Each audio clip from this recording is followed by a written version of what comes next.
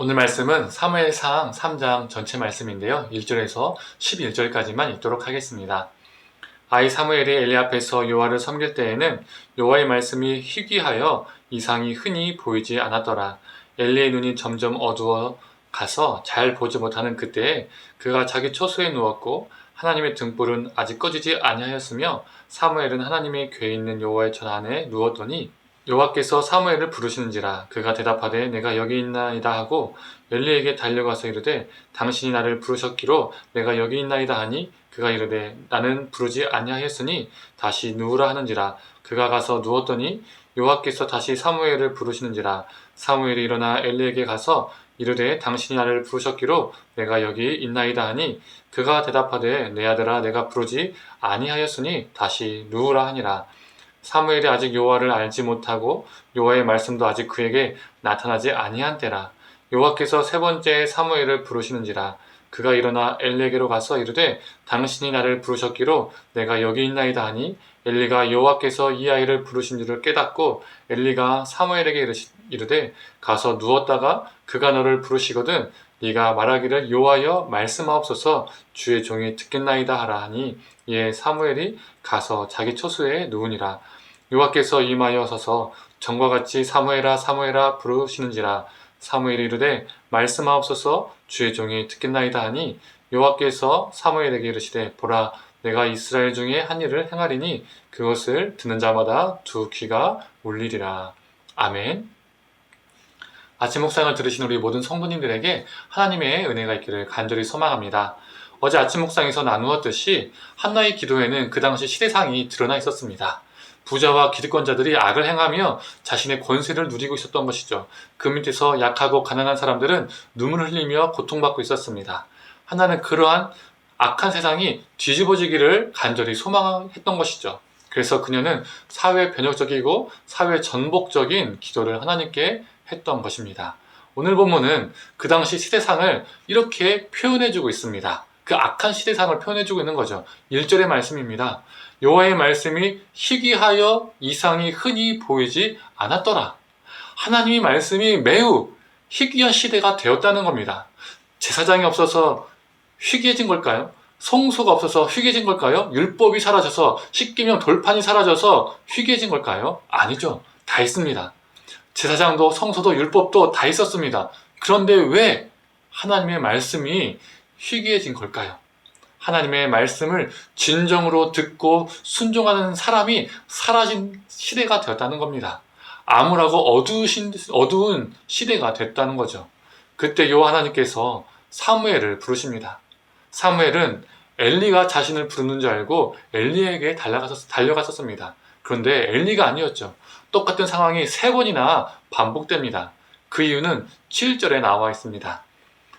사무엘이 아직 여호와를 알지 못하고 여호와의 말씀도 아직 그에게 나타나지 아니한 때라. 여호와를 알지 못했다는 게 엘리와 엘리의 아들 홈리와 비느하스처럼 그 똑같은 생태를 말하는 걸까요? 아니죠. 그들은 제사장들이었습니다. 그런데도 하나님을 경외하지 않았죠. 악행들을 일삼았었습니다. 그래서 그들은 제사장이었지만 여호와 하나님을 알지 못했다는 것이죠. 사무엘이 여호와를 알지 못했다는 것은 문맥상 보면 어떻습니까? 아직 여호와 하나님을 직접적으로 직접적인 계시를 경험해 본 적이 없었다는 겁니다. 사무엘은 3번 이후에 그 음성이 사람의 음성이 아니라 하나님의 음성이었다는 것을 알게 됩니다. 그리고 마지막으로 하나님께서 그를 부르셨습니다. 10절의 말씀이죠. 여호와께서 임하여 서서 전과 같이 사무엘아 사무엘아 부르시는지라. 사무엘이 이르되 말씀하옵소서 주의 종이 듣겠나이다 하니.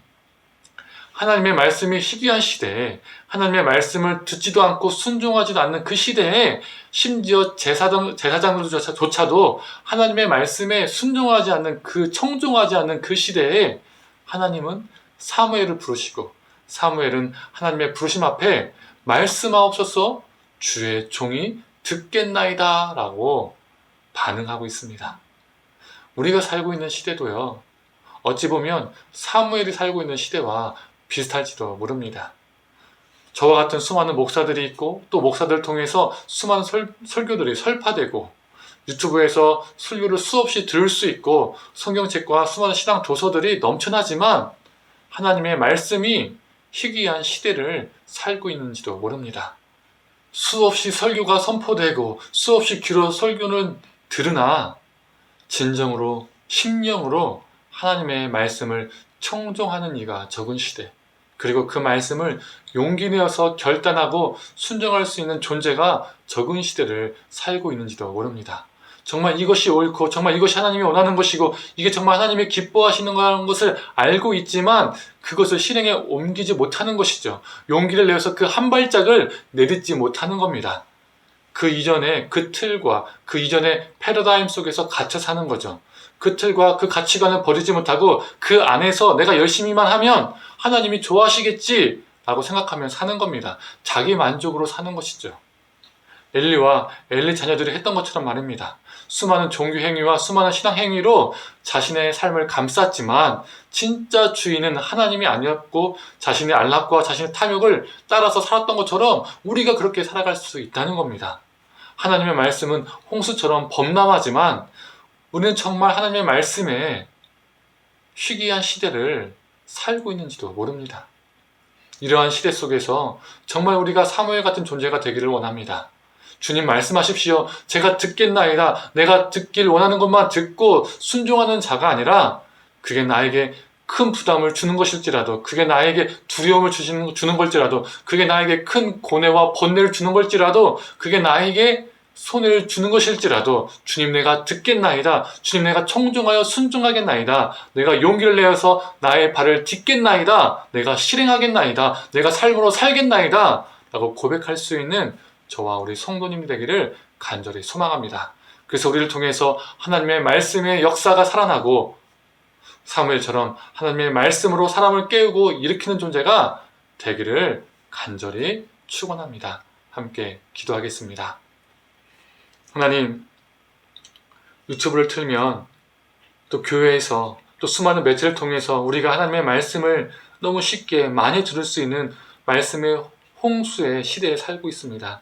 하지만 실제로는 하나님의 말씀이 희귀한 시대를 살고 있는지도 모릅니다. 설교는 입으로 많이 선포되고 설교를 귀로는 많이 들으나 그 말씀에 청종하고 순종하는 자가 적은 자, 그 말씀을 가지고 내 인생의 한 발걸음을 내딛는 자, 내 이전의 가치관과 패러다임을 깨부수고 뛰어넘는 자, 그런 자가 부족한 시대임을 보게 됩니다.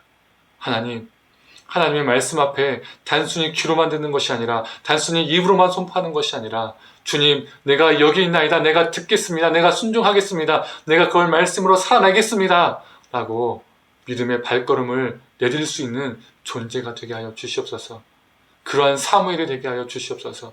그래서 이 시대를 하나님의 말씀으로 밝힐 수 있는 등불이 되게 하여 주시옵소서.